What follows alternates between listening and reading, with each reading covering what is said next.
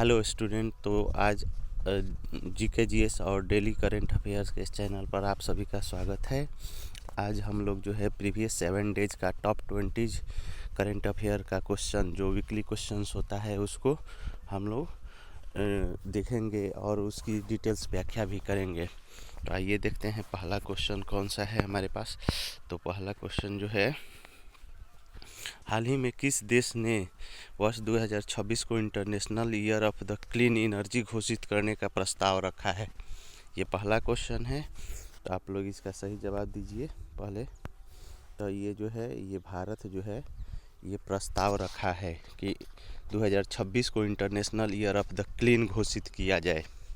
ये भारत ने प्रस्ताव रखा है। चलिए अगला क्वेश्चन हम लोग इससे जुड़ी व्याख्या हम लोग देख लेते हैं थोड़ा सा। देखिए, इससे जुड़ी व्याख्या क्या है। तो भारत ने स्वच्छ ऊर्जा को बढ़ावा देने के लिए यह प्रस्ताव रखा। इसका उद्देश्य नवीकरणीय ऊर्जा, ग्रीन हाइड्रोजन और कार्बन न्यूट्रलिटी को प्रोत्साहित करना है। भारत 2070 तक नेट जीरो का लक्ष्य रखता है। यह पहला वैश्विक सहयोग को मजबूत करेगा। यह पहल वैश्विक सहयोग को मजबूत करेगा। चलिए आगे बढ़ते हैं। प्रश्न 2, हाल ही में जारी ग्लोबल फायर पावर इंडेक्स 2025 में भारत की रैंक क्या रही है? तो इसका सही जवाब है 3rd पोजीशन पर इंडिया रहा है। किसमें? ग्लोबल फायर पावर इंडेक्स में। अब इससे थोड़ा सा व्याख्या जुड़ी हुई व्याख्या को देख लेते हैं। ग्लोबल फायर पावर इंडेक्स देशों की सैन्य क्षमता का आकलन करता है। भारत अमेरिका और रूस के बाद तीसरे स्थान पर है। इसमें मानव संसाधन, हथियार और बजट शामिल होते हैं। यह भारत की रक्षा शक्ति को दर्शाता है। चलिए अगला क्वेश्चन देखते हैं। क्वेश्चन नंबर 3, हाल ही में किस राज्य सरकार ने मुख्यमंत्री युवा उद्यमी योजना शुरू की है? तो इसका सही जवाब है उत्तर प्रदेश।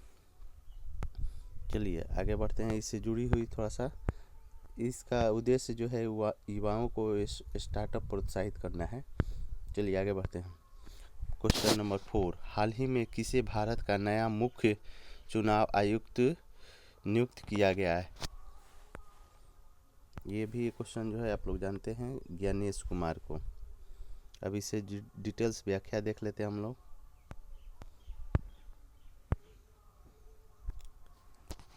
मुख्य चुनाव आयुक्त निर्वाचन प्रक्रिया की निगरानी करता है। उसकी नियुक्ति राष्ट्रपति द्वारा की जाती है और ये जो है स्वच्छ और निष्पक्ष चुनाव सुनिश्चित करना इनका कार्य है। लोकतंत्र में इनकी भूमिका अहम होती है। चलिए अगला क्वेश्चन देखते हैं। क्वेश्चन नंबर 5, हाल ही में कौन सा देश ब्रिक्स का नया सदस्य बना है? ये क्वेश्चन बहुत ही इम्पोर्टेंट है, कई एग्जाम में आ सकता है। ये जो है ईरान जो है हाल ही में ब्रिक्स का नया सदस्य बना है। चलिए इसका जो है थोड़ा सा डिटेल्स व्याख्या कर लेते हैं हम लोग।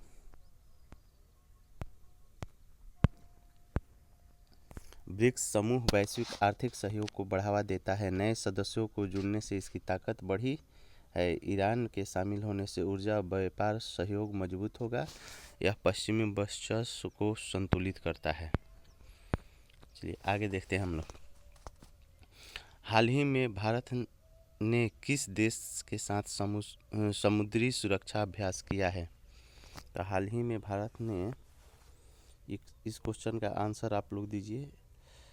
ये जो है बांग्लादेश के साथ हुआ है, लेकिन अब हाल ही में इसके साथ तनाव भी ज़्यादा बढ़ गया है, लेकिन ये क्वेश्चन है तो है। चलिए यह देखिए, यह अभ्यास बंगाल की खाड़ी में किया गया है। इसका उद्देश्य समुद्री सुरक्षा और तस्करी को रोकना है। दोनों देशों के बीच रक्षा सहयोग को मजबूत हुआ। क्षेत्रीय स्थिरता में मदद मिलेगी। बांग्लादेश से बहुत सारा तस्करी वगैरह होते रहता है, इसलिए ये अभ्यास किया गया। लेकिन अब जो है बांग्लादेश के साथ रिश्ते थोड़ा तनावपूर्ण हो रहे हैं। चलिए लेकिन क्वेश्चन है तो है। आगे बढ़ते हैं हम लोग। हाल ही में विश्व हिंदी दिवस कब मनाया गया? ये थोड़ा क्वेश्चन मिस प्रिंटिंग हो गया, इसको स्किप कर देते हैं हम लोग। मनाया जाएगा 10 जनवरी को, तो अभी तो जो 10 जनवरी नहीं आया है, क्वेश्चन थोड़ा मिस प्रिंटिंग हो गया है। चलिए आगे बढ़ते हैं।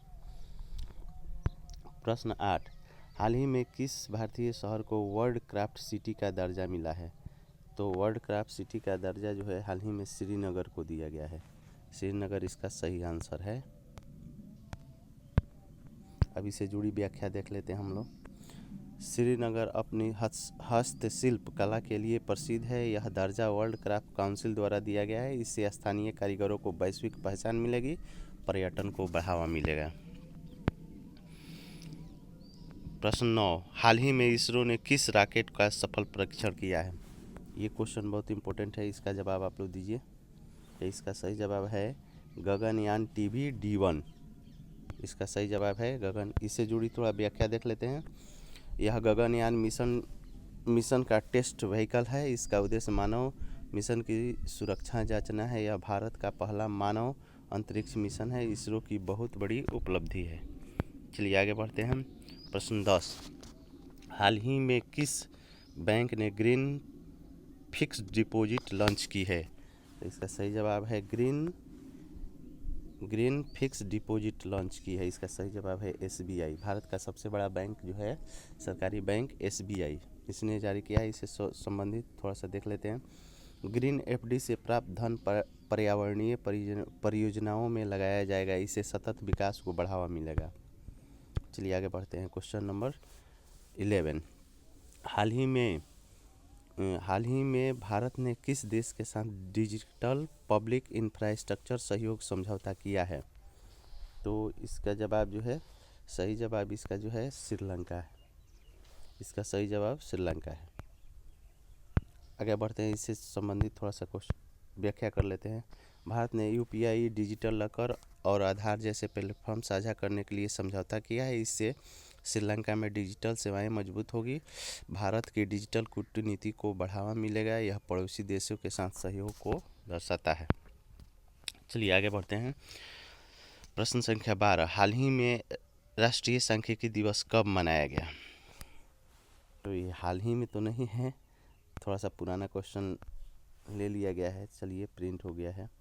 तो 29 जून को जो है ये होगा। 29 जून को ये होगा। आगे बढ़ते हैं।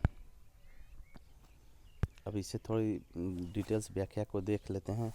यह प्रसिद्ध सांख्यिकीविद PC महालनोबिस के जयंती पर मनाया जाता है। इसका उद्देश्य नीति निर्माण के आंकड़ों को महत्व को बढ़ाता है। यह योजना आयोग और NSS की भूमिका पर प्रकाश डाला जाता है। छात्रों की सांख्यिकी के प्रति रुचि को बढ़ाता है। क्वेश्चन नंबर 13, हाल ही में किसे भारत रत्न से सम्मानित किया गया है? तो हाल ही में किसे भारत रत्न से सम्मानित किया गया है, आप लोग बताइए।